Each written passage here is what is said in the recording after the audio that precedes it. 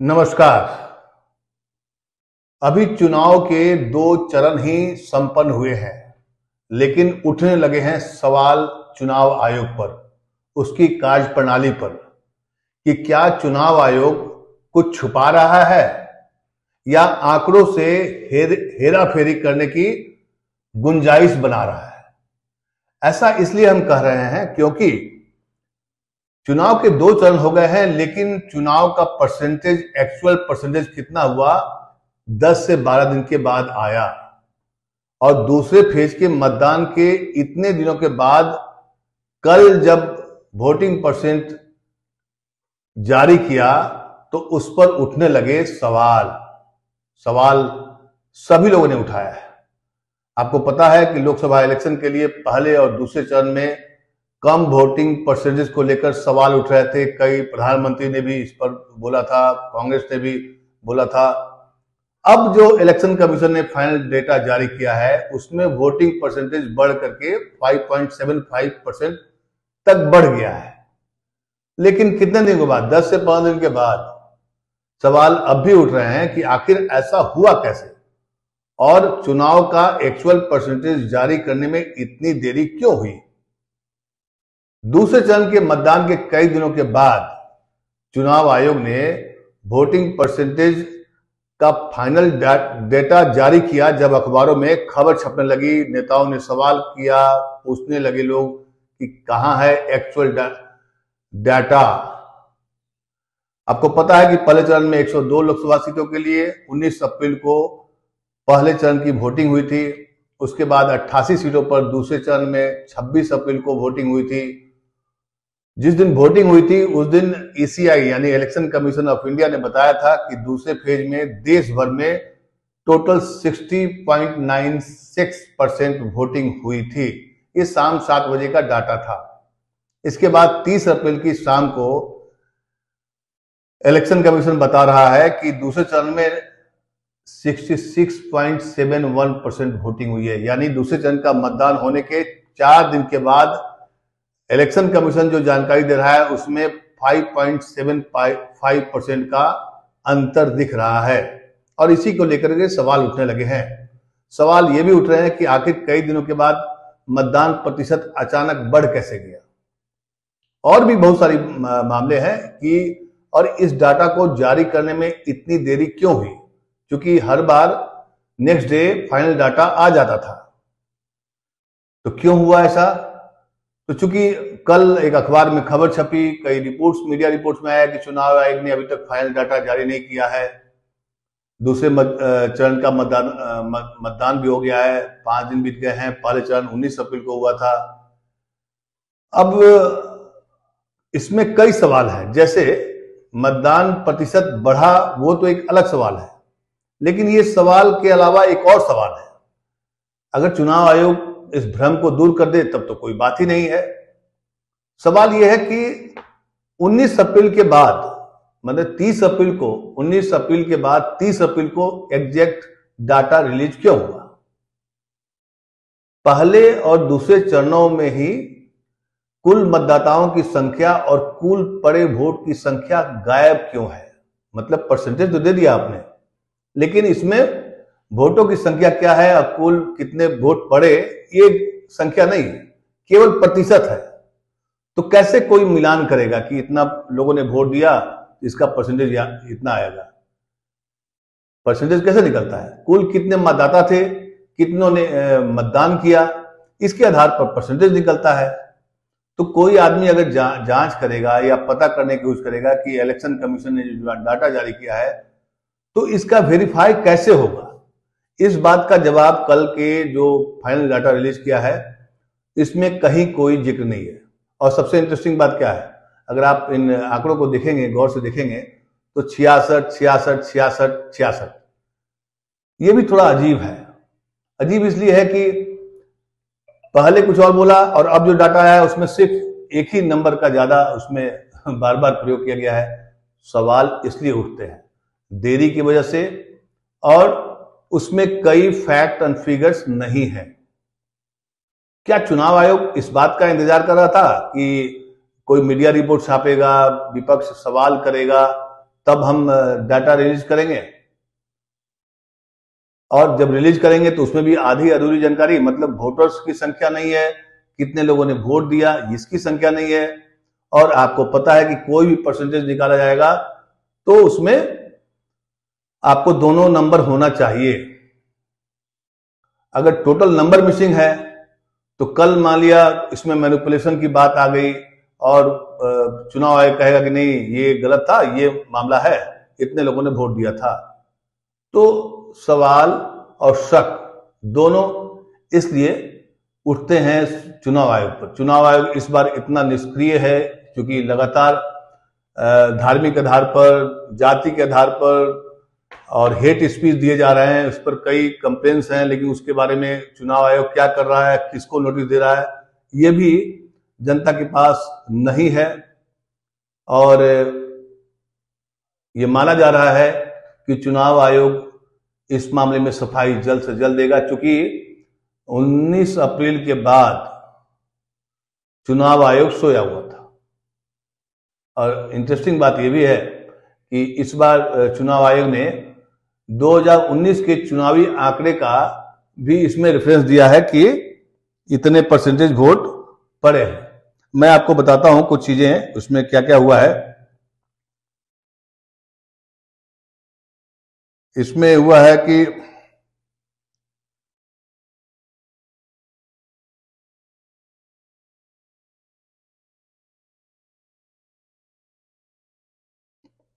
अब समझिए इस बात को। 2019 के आंकड़े चुनाव आयोग ने जारी किया है कि उसमें बताया है कि एक चुनाव विश्लेषक है जोगेंद्र यादव जी, जोगेंद्र यादव जी ने भी अपने ट्विटर हैंडल पर इस बात को लेकर सवाल उठाए हैं, और उन्होंने ट्विटर पर जो लिखी है बातें कि मैंने 35 सालों तक भारतीय चुनाव को देखा है और उसका अध्ययन किया है। 35 साल। जोगेंद्र यादव एक साइकोलॉजिस्ट हैं, आपको पता है कि पहले के चुनाव में उनका विश्लेषण हुआ था, बाद में वो आम आदमी पार्टी से जुड़ गए और आज की तारीख में वो एक अपना जन अभियान चलाते हैं। लेकिन चुनाव के बारे में और चुनाव डाटा का विश्लेषण करने में योगेंद्र यादव का एक स्थान है, उनकी एक अपनी सोच है जिसको लोग समझते हैं, सुनते हैं।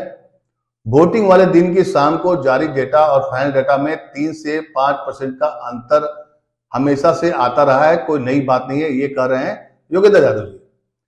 लेकिन हमें फाइनल डेटा जो है 24 घंटों के भीतर मिल जाता था, माने इसके पहले ये परंपरा थी कि आज वोटिंग हुआ, कल आपको फाइनल डाटा मिल जाएगा।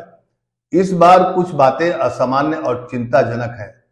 फाइनल डेटा पब्लिश होने में 11 दिनों की देरी, पहले चरण के लिए और दूसरे चरण के लिए 4 दिन की देरी, और प्रत्येक निर्वाचन क्षेत्र और उसके खंडों के लिए मतदाताओं और डाले गए वोटों की वास्तविक संख्या का खुलासा न करना, ये नई बात है। इस बार चुनाव आयोग के डाटा में इसका जिक्र नहीं है कि कितने लोगों ने कितना वोट दिया। सोचिए, एक बड़ी बात बता रहा हूं, चुनाव आयोग पर क्यों सवाल उठ रहा है।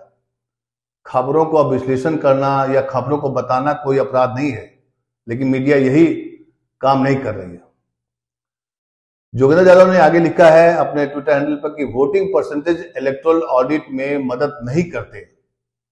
ये जानकारी प्रत्येक बूथ के लिए फॉर्म 17 में दर्ज की जाती है और उम्मीदवार के एजेंट के पास उपलब्ध होती है।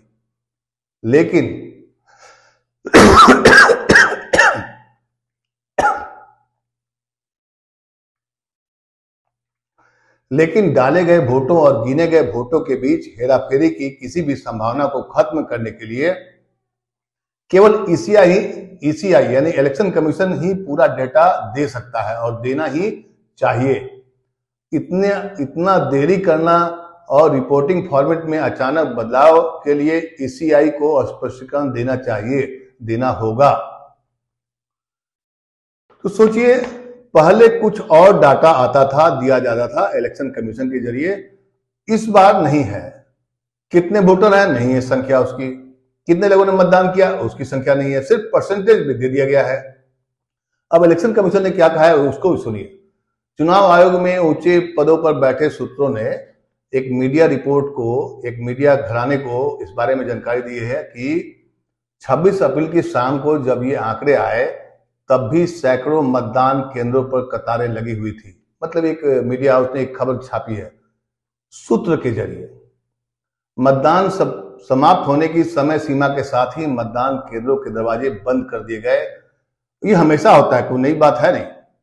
कानून के मुताबिक उस समय तक जो मतदाता मतदान केंद्र में दाखिल हो गए उनको मतदान करने का अवसर मिलता है। ये कोई नई बात नहीं है जो कि जिसका जिक्र चुनाव आयोग के सूत्रों ने एक मीडिया को बताया है। इसलिए उनका इलेक्शन कमीशन के सूत्रों ने कहा है कि इसी वजह से हम एक्चुअल डाटा देने में देरी की है। अब समझिए खेल कहां पर है।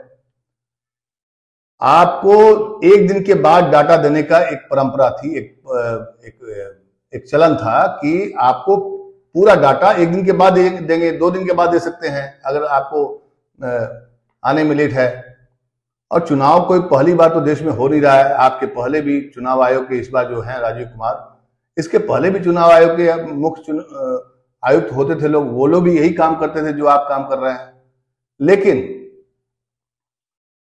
ये कहना कि दूर दराज से डाटा नहीं आया है तो कुछ क्षेत्रों में नहीं आ सकता है। ओवरऑल आप बता सकते हैं, हर एक सीट वाइज तो आप दे ही सकते हैं। आपके इलेक्शन कमीशन पर उसका डाटा होना चाहिए। इसलिए इस बार चुनाव आयोग को लेकर के जो शक और शंकाएं आ रही हैं उस पर आप सोशल मीडिया को देखिए। विपक्ष का लगातार ये कहना है कि चुनाव आयोग कुछ छुपा रहा है। क्या छुपा रहा है? चुनाव आयोग के अनुसार वेबसाइट पर आखिरी डेटा 26 अप्रैल की शाम 7 बजे तक का था। यह फाइनल आंकड़ा नहीं था। कुछ जगहों पर ईवीएम में गड़बड़ी की वजह से मतदान का समय बढ़ाया गया था। फाइनल डाटा में नंबर्स का बढ़ना सामान्य है, कोई नई बात नहीं है। ये बात योगेंद्र यादव ने भी कहा है, लेकिन इसका परसेंटेज 3 से 5% बढ़ा है। इस बार कुछ ज्यादा बढ़ा है। और जो फाइनल डाटा है 66, 66 इस तरह के डाटा कई सवाल खड़े कर रहे हैं चुनाव आयोग की मंशा पर। हम आपको एक और डाटा आपको बताते हैं कि 2019 में, इसके पहले जो मतदान हुआ था जिसमें मोदी जी को पूर्ण बहुमत की सरकार आई थी बीजेपी की, तो 2019 में कितना मतदान हुआ था? पिछले लोकसभा चुनाव में पहले चरण में 91 सीटों पर चुनाव हुआ था जिसमें 69.58% मतदान हुआ था। और दूसरे चरण में 95 लोकसभा सीटों के लिए चुनाव मतदान हुआ था जिसमें 69.45% वोटिंग हुई थी। और इसके पहले 2014 में भी पहले चरण में 91 सीटों पर चुनाव हुए थे और उस 91 सीटों पर जो मतदान का प्रतिशत था वो 68.77% रहा था पहले चरण में, 2014 का ये।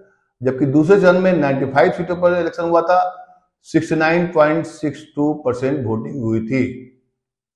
अगर आप इन चुनावों के डाटा का विश्लेषण करें तो ये हवा जो खड़ा किया जा रहा है कि वोटिंग परसेंट कम हो गया है, तब तो अगर फाइनल डाटा देखिए तो 66%, कोई खास अंतर नहीं आया है। क्योंकि इस बार मौसम भी बहुत गर्म है, कई इलाकों में हीट वेव चल रहा है। तो पहले चरण में और सेकेंड चरण में जो चुनाव में वोटिंग परसेंट कम हुआ है, लोगों का रुझान कम हुआ है, इतने सारे जो हल्ला हंगामा हुआ और प्रधानमंत्री से लेकर के तमाम लोगों ने, यहां तक कि चुनाव आयोग भी जो है बड़ा चिंतित था कि भाई वोटिंग परसेंट कम हुआ है। लेकिन 30 अप्रैल को जब डाटा जारी करता है तो उसमें 66% के आसपास मतदान प्रतिशत की बात कही है चुनाव आयोग ने। यही मामला गड़बड़ लगता है। इसलिए चुनाव आयोग कुछ छुपा रहा है। किसके लिए छुपा रहा है और इसके छुपाने के पीछे क्या है मंशा, यही देश को जानना है। क्या 4 जून के बाद ये सब चीजें पता चल पाएंगी देश को कि चुनाव आयोग की जो विश्वसनीयता है? आपको पता है कि 2019 में जब चुनाव हुआ था तो 51% लोगों ने चुनाव आयोग पर, उसकी कार्यप्रणाली पर भरोसा किया था। इस बार परसेंटेज कितना आया है? 28%। कितना कमी आई है। और भरोसा कम हुआ है और जो काम कर रहे हैं उससे और भरोसा कम होने की संभावना बढ़ गई है। इसलिए चुनाव आयोग को सचेत रहना पड़ेगा, जवाबदेही लेनी पड़ेगी कि इतनी देरी क्यों हुई डेटा जारी करने में, क्योंकि लोकतंत्र को कोई एक एजेंसी या सिर्फ चुनाव आयोग के भरोसे छोड़ा नहीं जा सकता। इस देश में मीडिया भी है, न्यायपालिका भी है, कार्यपालिका भी है। चुनाव आयोग का काम है चुनाव संपन्न कराना, लेकिन हेराफेरी की संभावना या विपक्ष का ये आरोप कि चुनाव आयोग डाटा जारी करने में देरी कर रहा है, उसके पीछे का सच क्या है ये देश जानना चाहता है, हम भी जानना चाहते हैं, आप भी जानना चाहते हैं। आपका क्या विचार है चुनाव आयोग के इतने दिनों के बाद डाटा रिलीज करने का? इसके पहले ऐसा कभी नहीं हुआ और वोटर्स की संख्या नहीं है। इन तमाम मुद्दों पर आपका क्या कहना है, हमें फीडबैक के जरिए जरूर बताएं। नमस्कार।